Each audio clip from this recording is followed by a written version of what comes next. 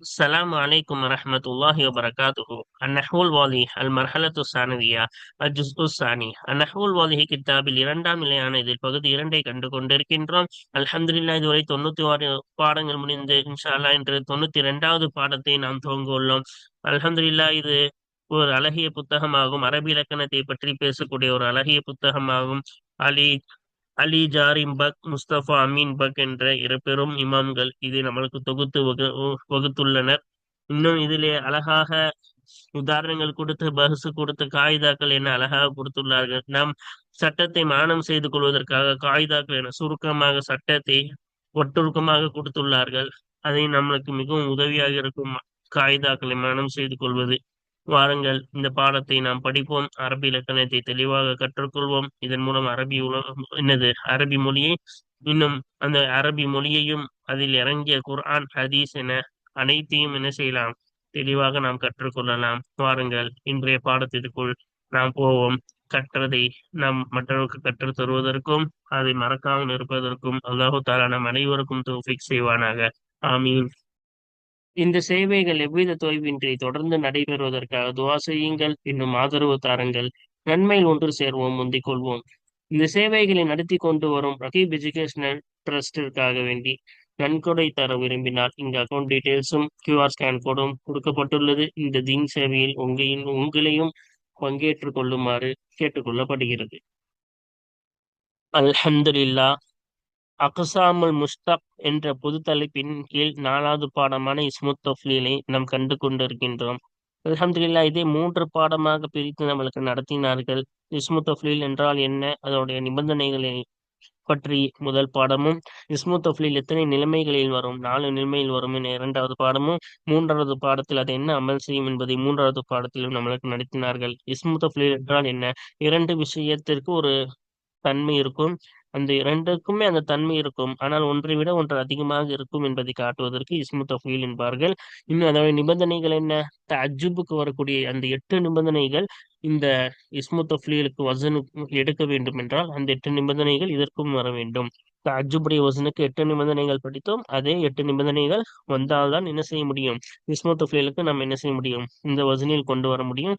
அப்படி அந்த 8 நிபந்தனைகள் இல்லை என்றால் அஷத்து அக்சர் என்று கொண்டு வந்து நாம் எதை நாடுகிறோமோ அதை மஸ்தராக பின்னாடி கொண்டு வர வேண்டும் என்று நம்மளுக்கு சொல்லிக் கொடுத்தார்கள். இதுதான் நிபந்தனைகள். 4 நிலைமைகள். இப்ப இஸ்மு தஃலீல் 4 நிலைமைகள்ல வரும். என்னென்ன நிலைமைகள், அலிஃப் லாம் இல்லாமல் இலாஃபத் இல்லாமல் வருவது முதல் நிலைமை. 2வது இலாஃபத்தில் நக்கிராவின் பக்கம் இலாஃபத்தில் வருவது.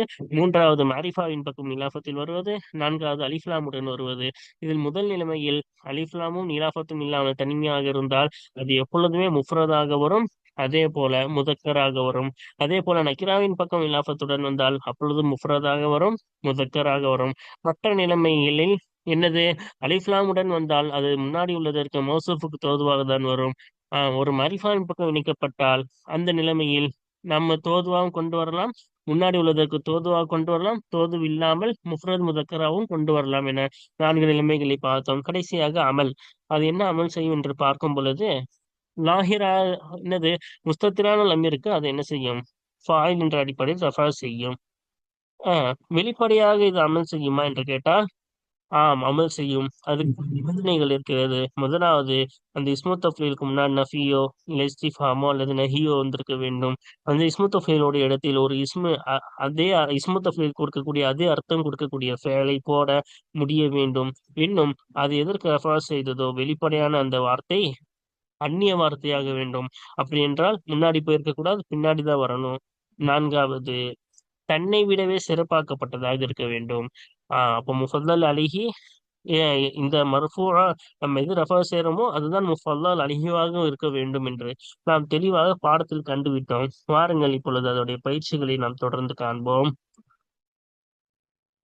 2வது பயிற்சி, பயிற்சி 2 பாருங்க.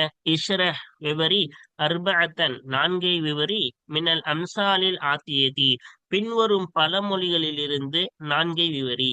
இப்ப பின்னாடி பழமொழிகள் நம்மளுக்கு கொடுத்திருக்காங்க. அரபி பழமொழிகள் 8 கொடுத்திருக்காங்க. அதுல 4 மட்டும் விவரிக்கணுமா. சொன்ன பிறகு பையின் மாஜா ஃபீஹா, அந்த பழமொழிகளிலே வந்த ஒன்றை விளக்கு. மின் அஸ்மா இத் தஃலீலி முலாஃபன், இஸ்மு தஃலீல்களில் இருந்து அவைகளிலே வந்த ஒன்றை விளக்கு.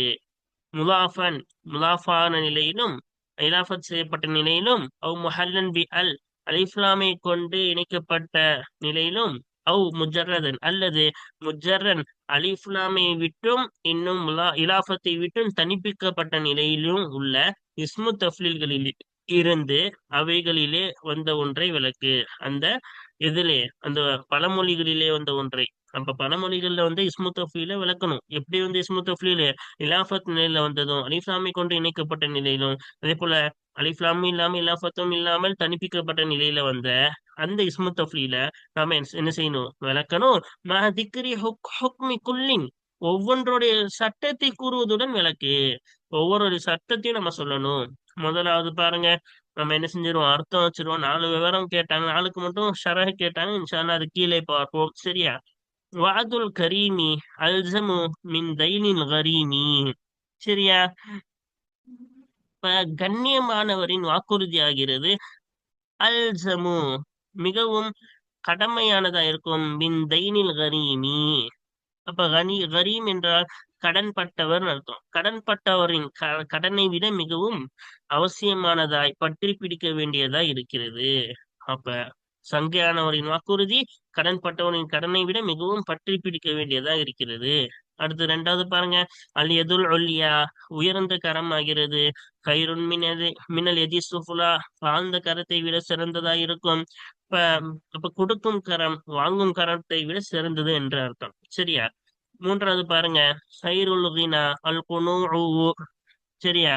செல்வத்தில் சிறந்த செல்வம் அல் குனூஉ போதும் என்ற தன்மையாகும். ஷர்ருல் ஃபக்ரி, ஏழ்மையில் கெட்ட ஏழ்மை என்பது அல் ஹுலூஉ அடிபணிவதாகும். அப்ப இதெல்லாம் பழமொழிகள். இருக்கிறதுல கெட்ட ஏழ்மை என்னது? அடிபணிவது. எது கேட்டாலும் காசு வேணும் என்பதற்காக அவங்க சொல்லுவதெல்லாம் கேட்டுட்டு நடந்துக்கிறது. இதுதான் இருக்கிறதுல மோசமான ஏழ்மை என்று இந்த பழமொழி நம்மளுக்கு காட்டுகிறது. சரியா? 4வது பாருங்க, 4வது என்ன சொல்றாங்க? மா உலீஃப இணைக்கப்பட்டதில்லை. ஷெய்உன் ஒரு விஷயமும் இலா ஷெய்இன் வேறொரு விஷயத்தின் பக்கம் இணைக்கப்பட்டதில்லை. அஹ்ஸனு, அப்ப போக்கப்பட்ட முப்ததாவிற்கு ஹபர் என்ற அடிப்படையில் இங்க ரஃபா வந்துள்ளது.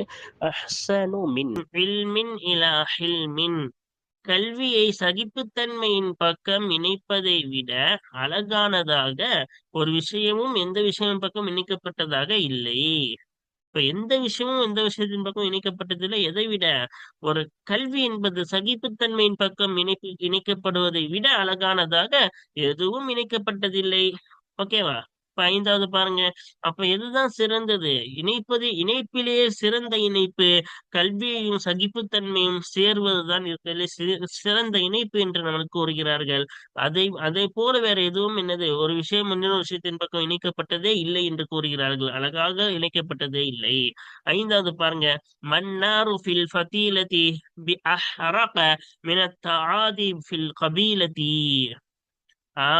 திரி, ஃபதீலத்னா என்னது? திரி. சரியா? அந்த திரியிலே உள்ள நெருப்பில்லை. யஹ்ரக, சரியா? அது கரிக்கக்கூடியதாக சுட்டெரிக்கக்கூடியதாக இல்லை. மினத் தஆதி ஃபில் கபீலதி, கபீலா என்றால் கோத்திரத்திற்குள்ளேயே பகை ஏற்படுவதை விட மிகவும் கரிக்கக்கூடியதாக இல்லை. அப்ப திரியில இருக்கக்கூடிய நெருப்பு இருக்குல்ல, அந்த நெருப்பை விட எது ரொம்ப கரித்து விடும்? கோத்திரத்துக்குள்ளே ஒரு குடும்பத்துக்குள்ளே இருக்கக்கூடிய விரோதம், அந்த விரோதம் என்ன செய்துவிடும்? ரொம்ப கரித்து விடும் என்கிறார்கள். அதான் சொல்றாங்க பாருங்க, திரியில இருக்கக்கூடிய நெருப்பு கோத்திரத்துக்கு இடையிலே உள்ள விரோதத்தை விட மிகவும் கரிக்கக்கூடியதாக இல்லை. சரியா? சுட்டரிக்கக்கூடியதாக இல்லை. 6வது பாருங்க, மௌத்துன் ஃபி குவத்தின், மரணம் என்பது ஃபி குவத்தின் வ இஸ்ஸின். சரியா? பலம் இன்னும் கண்ணியத்திலே இருக்கக்கூடிய அந்த மரணம் என்பது, பலமும் கண்ணியத்திலே இருக்கக்கூடிய அந்த மரணம் என்பது அஸ்லஹு மின் ஹயாத்தின் ஃபி துல்லின் வ அஜ்ஸின், இயலாமை இன்னும் அவமானத்திலே இருக்கும் அவமானத்திலே வாழ்வதை விட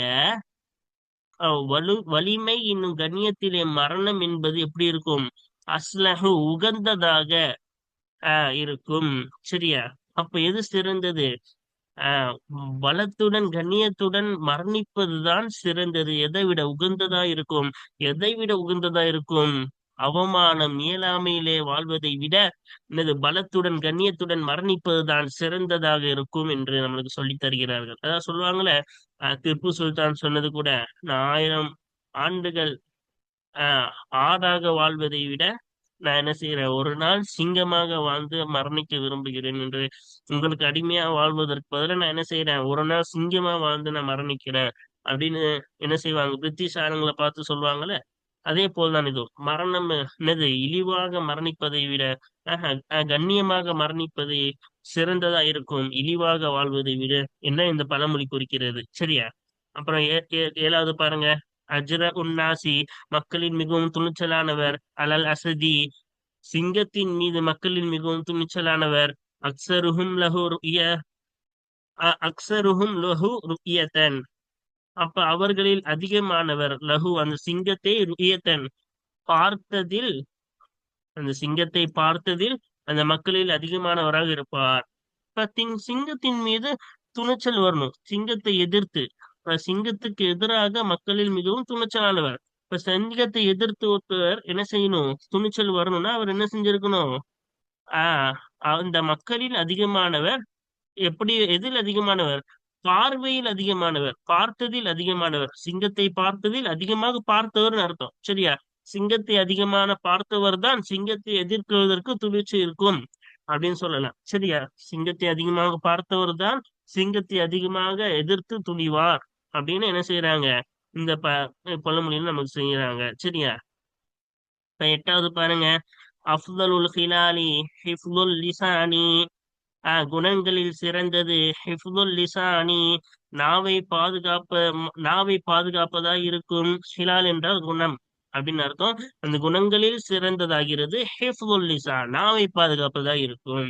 இன்ஷா அல்லாஹ் அல்ஹம்துலில்லாஹ் 8த்துக்கும் என்ன செஞ்சாச்சு, அர்த்தம் பார்த்தாச்சு. அதோடைய விளக்கம் மட்டும் கீழே கொடுத்திருக்காங்க. அந்த விளக்கத்தை படிச்சுட்டு நம்ம என்ன செஞ்சிருவோம், இதுக்குள்ள போயிருவோம். என்னது, கீழே நம்ம ஆஹ் குறிப்பிட சொன்னாங்கல்ல இஸ்மத்துஃலீல, அத அடுத்து பார்ப்போம். ஃபர்ஸ்ட் 4க்கு மட்டும் என்ன செஞ்சாங்க, கேட்டாங்களே ஷரஹு. 4க்கு மட்டும் சொல்லியிருக்காங்க பாருங்க. 1, 3, மொத்தம் 8 கொடுத்தாங்க. இல்ல 1, 3, 5, 7க்கு மட்டும் இங்க நம்ம ஷரஹு கொடுத்துருக்காங்க பாருங்க.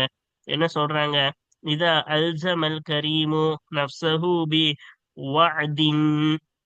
அப்ப ஒரு கண்ணியமானவர், ஒரு சங்கையானவர் தன்னை தன் மீதே கடமையாக்கி கொண்டால், பிவாதின் ஒரு வாக்குறுதியை கொண்டு தன் மீதே கடமையாக்கி கொண்டால், ஃபஹுவ அஷத்து தஹர்ரியன் லிவஃபாஇஹி. அந்த வாக்குறுதி சரியா? அப்ப அவர் அதிகம் என்ன செய்வார், தேர்ந்தெடுப்பவராக இருப்பார். லிவஃபாஇஹி, அந்த வாக்குறுதியை நிறைவேற்றுவதை அதிகம் தேர்ந்தெடுப்பவராக இருப்பார். அப்ப அஷத்து தஹரியன்னா என்ன அர்த்தம்? அதிகம் தேர்ந்தெடுப்பவர். அந்த வாக்குறுதியை நிறைவேற்றுவதில் அதிகம் தேர்ந்தெடுப்பவராக இருப்பார். எதை விட அதிகம் தேர்ந்தெடுப்பார்? மினல் மதீனி பி அதாஇ தைனிஹி. சரியா? தனது கடனை செலுத்துவதை கொண்டு, நிறைவேற்றுவதை கொண்டு, ஆஹ் என்னது, நிறைவேற்றுவதை கொண்டு, தன் கடனை நிறைவேற்றுவதை கொண்டு, கடனா அஹ், ஒரு கடனாளி என்னது, அந்த கடனாளி என்ன செய்வார், அந்த கடனை நிறைவேற்றுவதற்கு முயற்சி செய்வார் அல்லவா, அதை விட இது அந்த வாக்குறுதியை நிறைவேற்றுவதற்கு என்ன செய்வார், இவர் அதிகம் என்ன செய்வார், நிறைவேற்ற முனைப்பு காட்டுவார். சரியா? அப்ப ஒருத்தவர் தனக்குத்தானே வாக்குறுதி என்ன செஞ்சிட்டாரு, கடமையாக்கிட்டார். அப்ப அவர் எதைதான் செய்யணும், அந்த வாக்குறுதியை நிறைவேற்ற பார்க்க வேண்டும். யாரை விட? ஏ- ஒரு கடன் பட்டவன் அவன் கடனை நிறைவேற்றுவதற்கு முனைப்பு காட்டுவார் அல்லவா, அதை விட இவர் என்ன செய்யணும், அதிகமா முனைப்பு காட்டணும் அந்த வாக்குறுதியை நிறைவேற்றுவதற்கு. கடனை நிறைவேற்றுவது பெருசா, இல்ல வாக்குறுதியை நிறைவேற்றுவது பெருசான்னு பாத்தீங்கன்னா, ஒரு கடனாளி கடனை நிறைவேற்றுவதை விட அவர் ஒரு வாக்குறுதி கொடுத்தவர் அந்த வாக்குறுதியை நிறைவேற்றுவதுதான் கடுமையான தேர்ந்தெடுப்பா இருக்க வேண்டும் என்று இந்த கவிதையை நமக்கு சொல்லித் தருகிறார்கள். வாருங்கள் இப்பொழுது அடுத்த கவிதையுடைய விளக்கத்தை பார்ப்போம். அஃலலு அன்வா இல் கினா. செல்வத்தின் வகைகளில் மிகவும் சிறந்த செல்வமாகிறது. ஹுவல் கனாஅத்து, அந்த சிறந்த செல்வம்தான் அல் கனாஅத், போதும் என்ற தன்மையாகும். பிமா ஃபி யதிக, உன் கரங்களிலே உள்ள ஒன்றை கொண்டு போதும் என்ற தன்மையாகும். இப்போ போதும் என்ற தன்மை எது இருந்தாலும் அது போதும்னு இருந்தாவே அவன் தான் பணக்காரன். இப்போ ஒருத்தன் 1 கோடி வச்சுட்டு இருக்கான், ஆனா அவனுக்கு இன்னும் ஆசை, எனக்கு ஒன்னும் வேணும் வேணும் தான், அவன் மனசு நிம்மதியா இருக்கா? இல்ல, அவன்கிட்ட ஏழை அவன். ஏன்னா அது செலவும் பண்ண மாட்டான், இன்னும் கொஞ்சம் சேகரிக்கணும் சேகரிக்கணும்னு. அப்ப அவனுக்கு ஒன்றும் காசு இல்ல, ஒன்னும் உனக்கு என்ன ஆகல, போதும் ஆகல. ஆனா இவன்ட்ட 100 ரூபா இருந்தாலும் போதும், இதுக்கு மேல எதுக்குன்னு நிம்மதியா இருக்கான். இதுதான் உண்மையான செல்வம் என்றாங்க. உன் கையிலே உள்ள ஒன்றை கொண்டு போதும் என்ற தன்மையா இருக்கும். வஅஸ்ஃபஉ வஅஸ்வஉ அன்வாஇல் ஃபக்ரி, ஏழ்மையின் வகைகளில் மிகவும் கெட்டதாகிறது. வத்ததல்லுலில் கைரி, ததல்லுலில் கைரி, மற்றவர்களுக்கு அடிபணுவதாய் இருக்கும். அந்த கெட்டதுதான் மற்றவர்களுக்கு அடிபணிவது. அப்ப மத்தவங்க என்ன சொன்னாலும் கேட்டுட்டு என்னது அப்படியே அடிபணிந்து போறதா இருக்கிறதுல மோசமான ஏழ்மையின் குணங்களில் கெட்ட ஏழ்மை என்கிறார்கள். சரியா? இப்ப ஏழ்மையில் ரொம்ப மோசமானது. அல்லாஹு தாலா நம் அனைவரும் என்ன செய்யட்டும், அதுல இருந்து பாதுகாட்டுமாக. ஒரு ஏழை அப்ப தனக்கு செல்வம்காக என்னது இந்த மாதிரி நம்ம பணிஞ்சு போனா அவங்க ஏதாச்சும் தருவாங்க அப்படின்றதுக்காக ரொம்ப பணிவதற்குள்ள கெட்ட ஏழ்மை நம்மளுக்கு குறிப்பிடுகிறார்கள். அடுத்து பாருங்க, 5வது என்ன சொல்றாங்க? இஸ்திஆலு ஹரீகி இஸ்திஆலு ஹரீகி தஆதி அப்னாஇல் கபீலத்தில் வாஹிததி, ஒரே கோத்திரத்தின் சேர்ந்தவர்களின் ஒரே கோத்திரத்தின் பிள்ளைகள், சரியா, பிள்ளைகளின் பகை, பிள்ளைகளின் பகை எனும் தீ மூழ்வது. பகை எனும் தீ, சரியா? அப்போ ஒரே கோத்திரத்தில் உள்ள பிள்ளைகளின் பகையின் பகையினும் தீ மூழ்வதாகிறது. எக்கூனு ஆகும், லரருஹு, அந்த தீ மூண்டதின் தீங்கு ஆகும், அந்த தீ மூண்டதின் தீங்கு ஆகும். ஆஹ் அஷத்த, அந்த தீ மூண்டதின் தீங்கு, அதோட லரரு என்னவாகும், தீங்கு ஆகும். அஷத்த, கடுமையானதாகும். அஸ்வ, மிகவும் கெட்டதானதாக ஆகும். அஷத்த என்பது காணவுடைய ஹபர், அதனால் நசப். அஸ்வ என்பது அஷத்த மீது அத்துஃபைத்ததால் நசப். மின் இஷ்டிஆலி ஹரீக்கின் நாரி, எதை விட? ஒரு தீ, நெருப்பு. நெருப்பு, நார் என்றால் நெருப்பு. அந்த நெருப்பு என்னும் தீ மூழ்வதை விட கடுமையானது, கெட்டதாக இருக்கும். அப்போ ஒரே கோத்திரத்துக்குள்ள சண்டை, விரோதம் என்னும் அந்த தீ இருக்கிறது அல்லவா, அந்த விரோதம் வந்துருச்சுன்னா அது ரொம்ப மோசம். நெருப்புல இருக்கக்கூடிய அந்த தீ மூழ்றதை விட, அந்த நெருப்புல இருக்கக்கூடிய நெருப்புடைய தீ மூழ்வதை விட, சரியா, எதுதான் மோசமானது? ஒரே கோத்திரத்துக்குள்ள இருக்கக்கூடிய அந்த விரோதம் எனும் தீ மூழ்வதுதான் இருக்கிறது எனது மோசமானது என்று நம்ம குறிப்பிடுகிறார்கள். சரியா? அப்ப ஆஹ் அப்ப விரோதம் எனும் அந்த சுட்டெரிக்கும் அந்த தீ மூழ்வதுதான் எனது எக்கூணும் நரருகு, அந்த மூழ்வதின் தீங்கு ஆகும். அசத்த, கடுமையானதாகவும் இன்னும் கெட்டதாகவும் ஆகும். மினிஸ்தியாலி ஹரிக்கின்னாரி, நான் நெருப்பின் தீ மூழ்வதை விட, நெருப்பினும் தீ மூழ்வதை விட என்னவாகும், கெட்டதாகும். 7வது பயிற்சி பாருங்க, என்ன சொல்றாங்க? கஸ்ரத்து ருஇயத்தின் நாசிலக, உன்னை மக்கள் பார்ப்பது அதிகமாகுவதும், இஃப்திலாத்திக பிஹிம், மக்களை கொண்டு நீ கலந்திருப்பது அதிகமாகுவதும், தஜஅலுஹும், அவர்களை ஆக்கும், அந்த அதிகமாகுவது அவர்களை ஆக்கும், யஅதாதுன அலைக்க, உன் மீது பழகுபவர்களாக அவர்களை ஆக்கும். எந்த அளவு பழகுவது? ஹத்தா யதஜர்ரஉ அலைக்க, உனக்கு எதிராக அவர்கள் துணிச்சல் பெறும் வரை உன் மீது அவர்கள் பழகுபவர்களாக அவர்களை அந்த அதிகம் பார்ப்பதும் அதிகம் கலந்திருப்பதும் ஆக்கும். சரியா? மேல சொன்னாங்களே, சிங்கத்தை அதிகம் பார்த்து வந்தால் சிங்கத்தை துணிச்சு என்னது எதிராக துணிவான்னு. அப்ப உங்களை கூட பழகுறவன் தான் என்ன செய்வார்களே மோசமானவனா இருப்பான். சரியா? ஏன் மோசமானவன்? அவன் எந்த அளவுதான் உட்கார இடம் கொடுத்தா படுக்க பாய் கேட்கிற மாதிரிதான், கொஞ்சம் இடம் கொடுத்தா அப்படியே மிஞ்சி போவாங்களே. அப்ப ரொம்ப நம்ம பழகுறவன் தான் என்ன செய்வான், நமக்கு எந்த அளவு பழக்கம் அதான் ஒரு லிமிட்டா யாருடன் எப்படி பழக வேண்டும். அன்சிலுன் நாச மனாசிலகும் ரசூல்லா சொல்லியிருக்காங்களே, அவரவர்களை அந்தந்த இடத்தில் என்ன செய்யுங்கள், இறக்குங்கள். அவங்களுக்கு கொடுத்த வேண்டிய ஒரு கண்ணியம் அதை தாண்டி கொடுக்க கூடாது. அதே போல அது நல்லவராக இருந்தால் அந்த கண்ணியம் கொடுக்க வேண்டும், கெட்டவராக இருந்தால் அதுக்கேற்ற கண்ணியம் கொடுக்க வேண்டும். சரியா? இல்லை என்றால் எல்லாம் வரம்பு மீறி போய்விடும். சரியா? அதைதான் என்ன செய்கிறார்கள், இது நம்மளுக்கு அழகாக சொல்லி தருகிறார்கள். சரியா? இப்ப பாருங்க, இதோடைய என்ன செஞ்சாங்க, இஸ்மு தஃப்லீல் கேட்டாங்களே, அந்த இஸ்மு தஃப்லீல ஒவ்வொன்றையும் சட்டத்தையும் கேட்டாங்களே, இங்க சொல்லியிருக்காங்க பாருங்க. அல்சமு என்பது முஜர்ரதுன் மின் அல் வல் இலாஃபதி, அலிஃப்லாமிலிருந்தும் இலாஃபத்திலிருந்தும் தனிப்பிக்கப்பட்டதா இருக்கிறது. இப்ப இதுல அலிஃப்லாமும் வரல, அதுக்கு பின்னாடி என்னவும் வரல, இலாஃபத்தும் வரவில்லை. சரியா? அப்ப அது கேட்டாங்களே எந்த நிலைமையில இருக்குன்னு, இது எந்த நிலைமையில இருக்கு, ரெண்டுமே இல்லாத நிலைமை. அலிஃப்லாமும் இல்லை, இலாஃபத்தும் இல்லை. நான் பின்னாடி அல்சமு மின் தைனின் மின் தான் வந்துச்சு. சரியா? அப்ப எஜிபு இஃப்ராதுஹு, அதை முஃப்ரதாக்குவது, ஆஹ் ஒருமையாக்குவதும், ததிக்கீருஹு அதை ஆண்பாலாக்குவதும் அவசியமாகும். வல் இத்யானு பஅதுஹு பில் முஃபல்லலி அலைஹி மஜ்ரூரன் பிமின், இன்னும் மின்னை கொண்டு ஜரு செய்யப்பட்ட நிலையில் முஃபல்லல் அலைஹியை கொண்டு வருவது. அந்த இஸ்மு தஃப்லீலுக்கு பிறகு மின்னை கொண்டு ஜரு செய்யப்பட்ட நிலையில் முஃபல்லல் அலைஹியை கொண்டு வருவது அவசியமாகும். இப்ப மூணு விஷயம் அவசியம். ஒன்னு இஃப்ராதாக்கணும், முஃப்ரதாக்கணும், இன்னும் முதக்கராதா கொண்டு வரது அவசியம். இன்னும் முஃபல்லல் அலைஹி மின்னுக்கு பிறகு சொல்ல வேண்டும். சரியா? முஃபல்லல் அலைஹி முன்னாடியே சொல்லியிருக்கோம். எதுல ஒரு தன்மை ரெண்டு விஷயத்துல இருக்கும், அதுல அந்த தன்மை எதிலே கம்மியாக இருக்கிறதோ அதற்கு பேர் தான் என்னது, முஃபல்லல் அலைஹி. சரியா? அப்ப இங்க கரெக்டா கொண்டு வந்தாங்க. மின் தைனில் கரீமி என்று என்ன செஞ்சாங்க, தைன் என்ற முஃபல்லல் அலைஹிய மின்னுக்கு அப்புறமா கொண்டு வந்திருந்தாங்க. அல்ஜமு மின் தைனில் கரீமின்னாங்கல்ல. இப்ப ரெண்டாவது பாருங்க, ஹைருல் கீனான்னு வந்துச்சுல. அப்ப ஹைர் என்பது என்னதுதான், ஹைருல் கீனா, அப்ப இலாஃபத் தானே. ஹைர் என்று முலாஃபு, கீனா என்பது முலாஃபிலிஹி. இப்ப முலாஃபுன் இலா மாரிஃபத்தின், ஒரு மாரிஃபாவின் பக்கம் இணைக்கப்பட்டதா இருக்கும். இப்ப மாரிஃபாவின் பக்கம் இணைக்கப்பட்ட அந்த நிலைமையில வரும் பொழுது ஒவ்வொரு நிலைமைக்கும் ஒவ்வொரு சட்டம் படிச்சிருக்கோம்ல.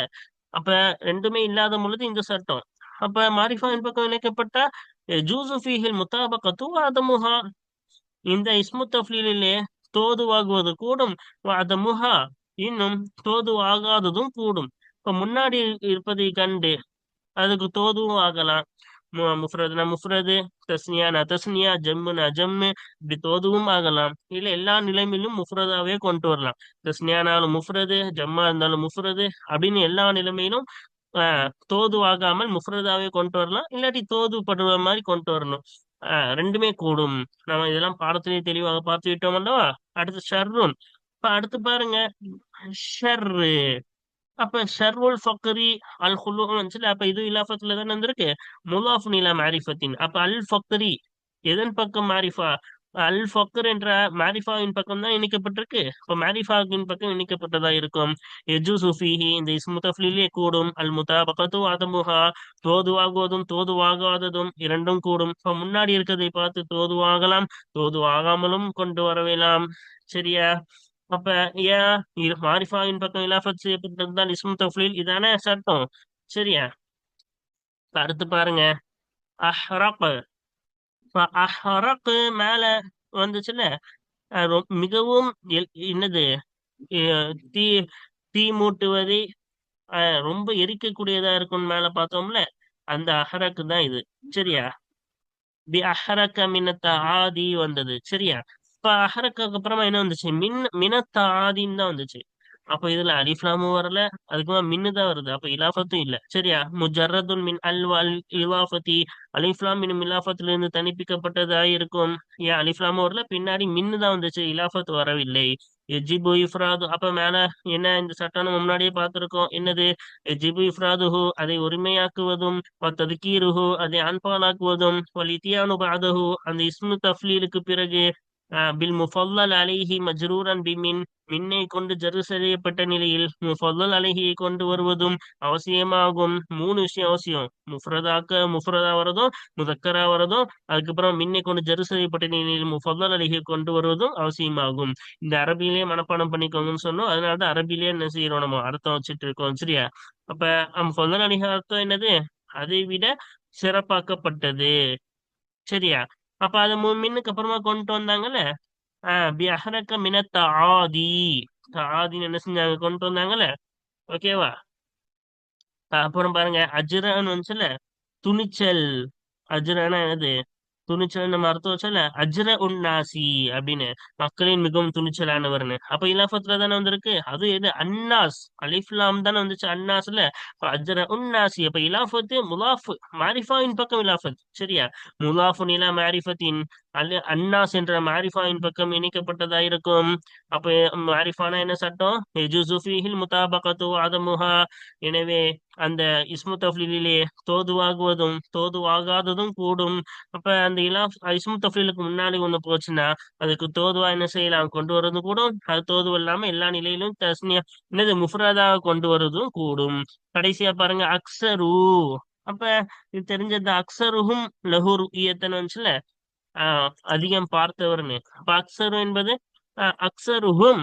அமீர் என்பது மாரிஃபா தானே. அப்ப மாரிஃபா பக்கம் இனஃபத் செய்யப்பட்டது. முலாஃபுன் இலா மாரிஃபத்தின், ஒரு மாரிஃபாவின் பக்கம் இணைக்கப்பட்டதா இருக்கும். இப்ப இதுக்கு மேல சொன்ன அதே சட்டம் தான். யஜூஸு ஃபீஹில் முதாபகத்து வஅதமுஹா. எனவே இஸ்மு தஃலீலே தோது ஆகுவதும் தோது ஆகாததும் கூடும், ரெண்டுமே கூடும். அல்ஹம்துலில்லாஹ், இந்த பயிற்சியை முழுமையாக முடித்து விட்டோம். வாருங்கள், தொடர்ந்து அடுத்த பயிற்சிகளை அடுத்த பாடத்தில் காண்போம். அஸ்ஸலாமு அலைக்கும் வரஹ்மத்துல்லாஹி வபரகாத்துஹு.